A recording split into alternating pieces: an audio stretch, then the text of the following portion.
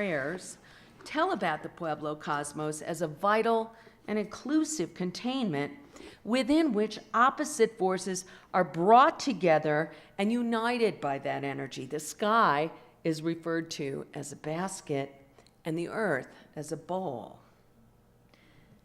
The photographer T. Harmon Parkhurst looked at this landscape in 1940 at Santa Clara Pueblo, where Rena Swenzel comes from, and took this photograph of a cloud dance.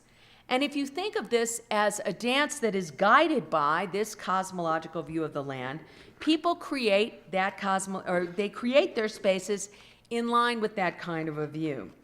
So let's think of the words again of Rena Swenzel. She says, a house or structure is not an object or a machine to live in, but is part of a cosmological worldview that recognizes multiplicity, simultaneity, inclusiveness, and interconnectedness. It is an ordered but flowing whole that reflects a cosmos strongly biased toward the gentle and inclusive qualities of the universe. I think you can see that in kind of the curved edges of the building, not such hard edges of the building. And of course, the materials yield to that. Where permanence of structure is not primary, where there is a capacity to flow, as well as sensuous concerns with colors and shapes. It is a world in which, as Castaneda recorded in 1540, the house is built in common, and the women mix the mortar and build the walls. So this is an Edward Curtis photograph taken from 1925. And this is of women in Pahuate, New Mexico, Puebloan women, plastering a house. So they're building, when we talk about women as homemakers, if you understand the world of the Pueblo peoples, that's a literal thing. Women are the plasterers. They're actually building the houses. They're not only working in exteriors, but inside of these households, and this is a Zunier interior scene from Century Magazine in 1883, their physical engagement with the earth extends both outside and inside these dwellings. So everything they're doing here is an engagement with the earth. You can see they're seated on the floors. They're grinding corn, which comes from the earth. They're working with baskets that come from the earth and pottery that comes from the earth. Everything they have is from the bounty of the earth. And this kind of work has been celebrated and claimed and reclaimed in order to remind people of who lives here and how they live here well into the 20th century. Take the work of the Santa Clara painter Pablito Velarde. This is a painting called Life in the Pueblo, 1939 to 40. And I love this because it's almost like an X-ray of life. I mean, if you think about this coming in at the same time that we have, a mid-century set of technologies for looking inside of bodies, we're on the eve, of course, of the atomic era in New Mexico. But this is almost an X-ray vision image of the Pueblo. And it's interesting to think about Pablito Velarde because, in some ways, this is a painting that celebrates a very traditional way of life. So you've got people working here, doing a variety of different kinds of things within the household. If you look over further up to the right side of the painting, there's a woman baking in an horno there. All the way up to the third story of the house, chilies are drying. Very traditional kinds of things here. But Pablito Velarde was herself, both concerned with situating Pueblo women's earthwork in and outside households in a kind of historical and geographical context, and showing us the way in which women are doing work that they've been doing for quite some long time. How many of you have taken the rail runner up from Albuquerque to Santa Fe? If you've ever done that. It's a wonderful trip. And I mean, you all live in town, so you're like, why would I do that? I have to drive down there to do that. It's crazy, right? But in fact, I really recommend this trip because what's interesting about it is you see places that just look like, kind of continuations of the Albuquerque suburbs as you're coming north. But then you begin to notice something different because there are ornos out behind all the houses. And then you think to yourself, if you came here from New Jersey or from Illinois, something strange is going on here, So this is a signature in many ways of a very traditional and of a lot of continuity. But Pablita Velarde was breaking the mold as she's documenting this kind of continuity. So she said, in my time, painting was not considered women's work. A woman was supposed to just be a woman like a housewife and a mother and chief cook. And Pablita Velarde said, those are things I wasn't interested in.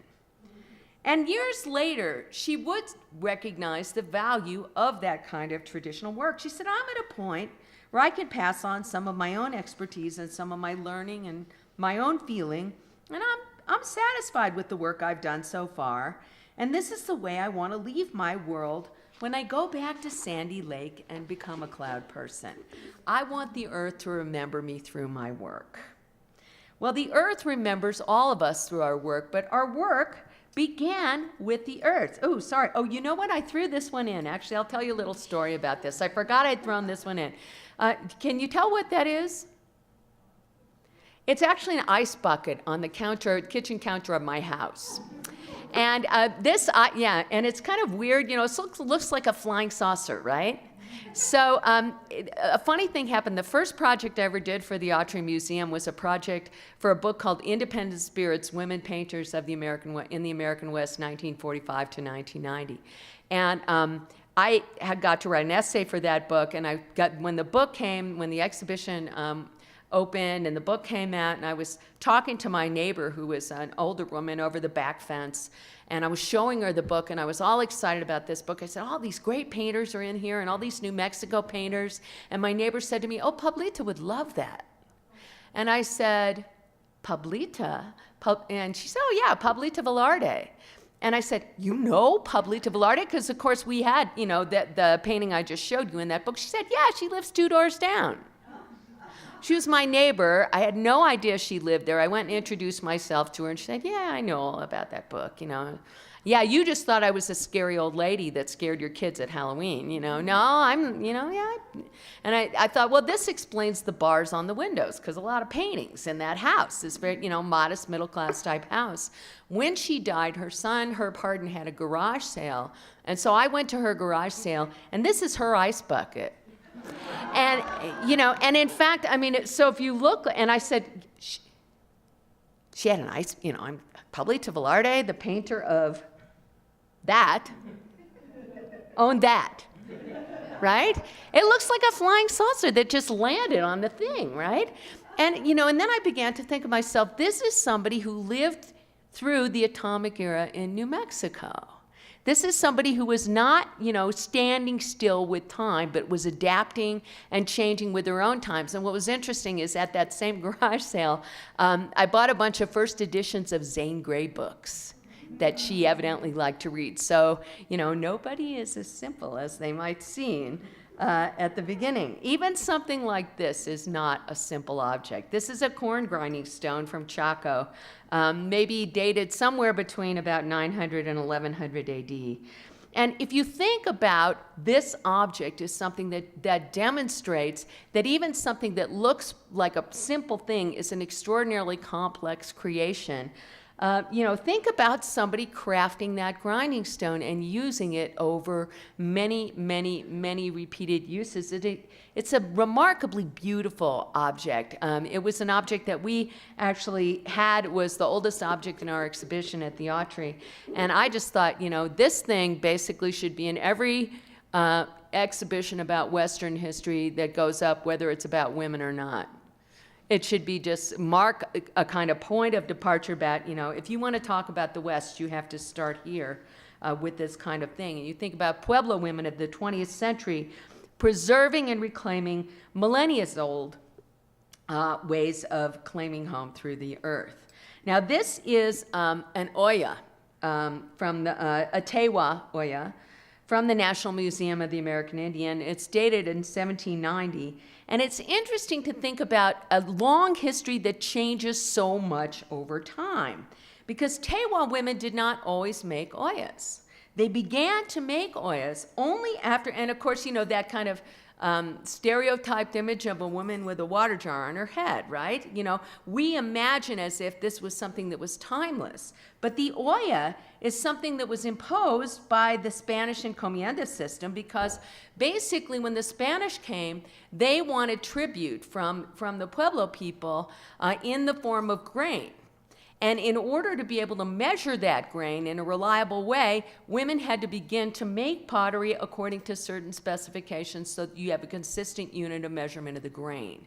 So this olla represents a remarkable technological invention, and it also represents, you know, women being kind of, you know, in charge of measurement. So if you look at this, there are a couple things you notice about it. You notice that it's gorgeously decorated. So here's something that is in many ways the most utilitarian kind of object, but absolutely beautifully decorated. And then look at the bottom of this thing. And what do you think those are? Those dark spots. They're burn marks, right? So somebody's putting this on the fire and taking it off and putting it on the fire and taking it off. So here's another example of the kind of skill. Think of cooking in a basket. Now we're cooking in a clay pot, right? And so think of the amount of work that goes into one of these pots, and not only into making it, but decorating it and doing it to specifications. And then, you know, expecting that at some point you're going to stress that thing out so much that it's going to break. It's really remarkable that this one is whole, if you think about those burn marks on there right now. Well, Puebloan people, when the Spanish come, adapt to the conquerors, and the Spanish certainly adapted to the place and to the people with whom they mingled and intermarried in some cases, and certainly lived and abided with. So the descendants of the Spanish adapt to the landscape in some ways kind of by becoming part of it and making use of it.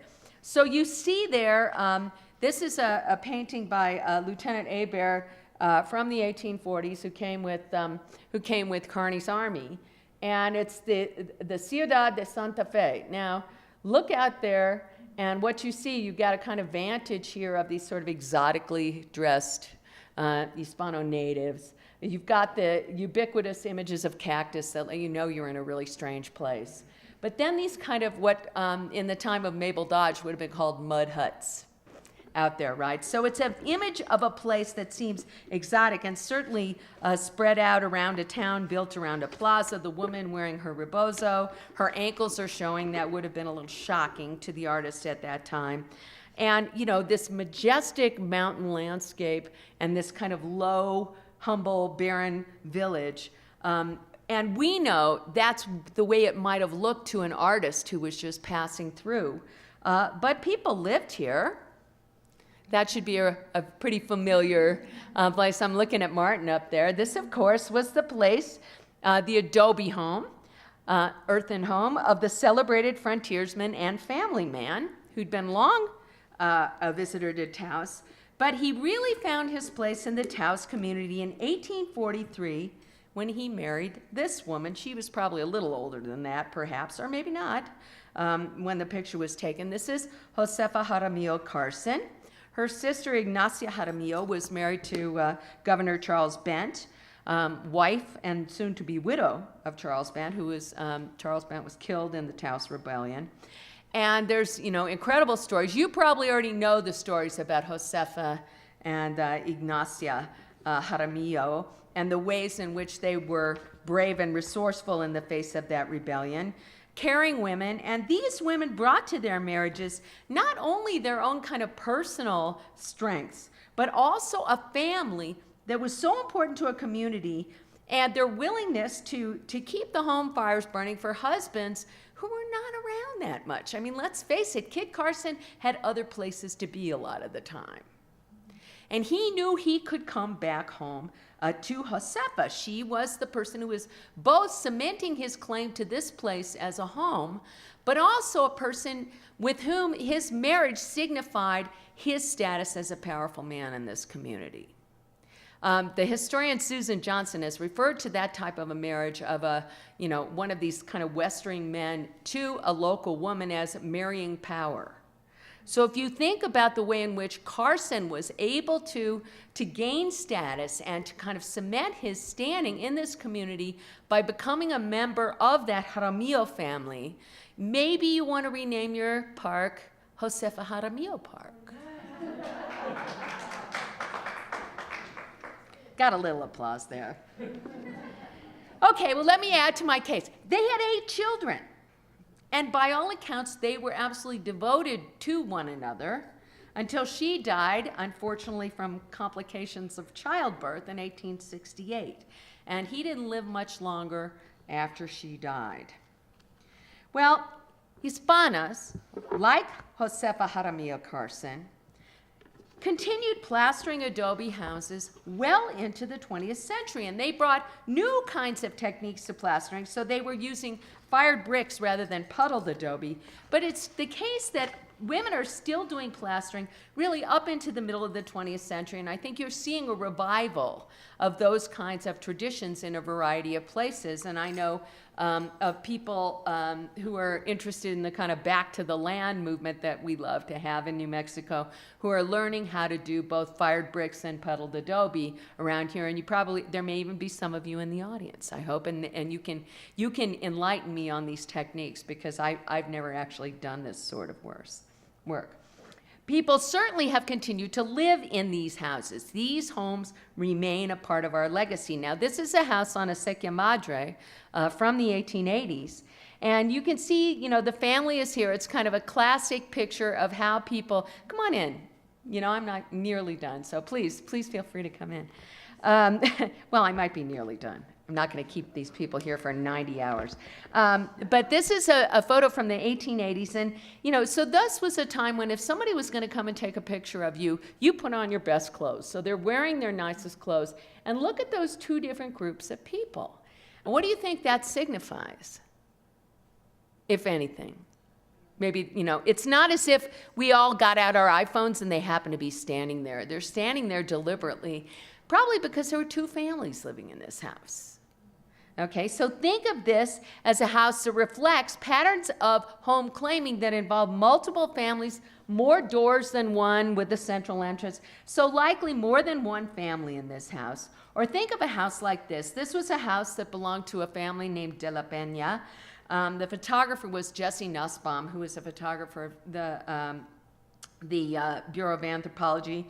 And in 1912, he took this picture of Senora de la Peña, who was a curandera. You can see the drying herbs up there above the hearth. You can see the clay pots, the woven baskets. And you also note that the roof is leaking and that the plaster is cracked. So this is somebody who's not, shall we say, in a really comfortable economic position. She is using every inch of this space, and everything in it is really crafted from the earth. But at the same time, there's a sign of economic distress here. And what this represents is a change in the relationship of Hispano women with the earth, a change in the relationship, in their way of claiming a home with the work, in the earth, because you may or may not know this, but when the United States conquered the Southwest, when they came in the 1840s and took over half of Mexico, the northern half of Mexico, what that represented for married women who were already living there was it was a step backward for them.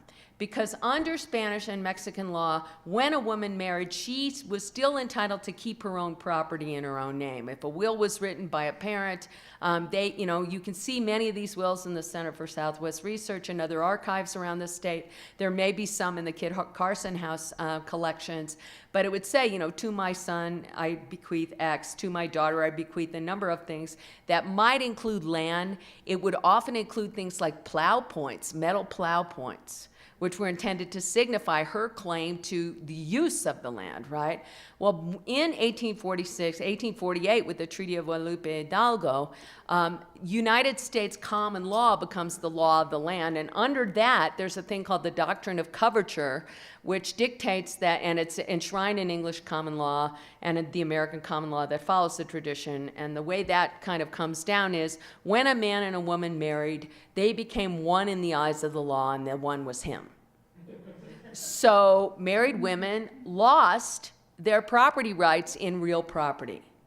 And Hispano women who encountered that loss of status quickly began to move to secure whatever kinds of property rights they could. So they employed all kinds of ingenious devices. If you think about the use of, for example, deeding the land over, marrying an Anglo man and deeding your land over to him to secure that because, you assumed anyway that he would take care of you, right? That was what the law presumed. Or the other thing you might do is convert that real property into portable property. And so we began to see the appearance of ever more elaborate kind of marriage chests, some of which are making the trek up from Mexico, some of which are crafted here. We had several of these in our exhibition. One of my favorite marriage chests in the Autry collections, and I apologize, I don't have a picture of it, but it's a remarkable object because it's decorated on the top with a picture of the story of Judith from the Bible. Does anybody know the story of Judith? Judith was a Jewish woman of high status, and the Greek general Holofernes came to her kingdom and was pillaged and sacked and conquered and did all that stuff, and then raped her drunkenly, fell asleep in her arms, and while he slept away toward a horrible hangover in the morning, she took up his sword and cut off his head. And so she's become a kind of symbol of, don't get drunk and mess with anybody. But so there are many, many, many depictions of Judith with the head of Holofernes in Western art. This one happened to be on top of a marriage chest.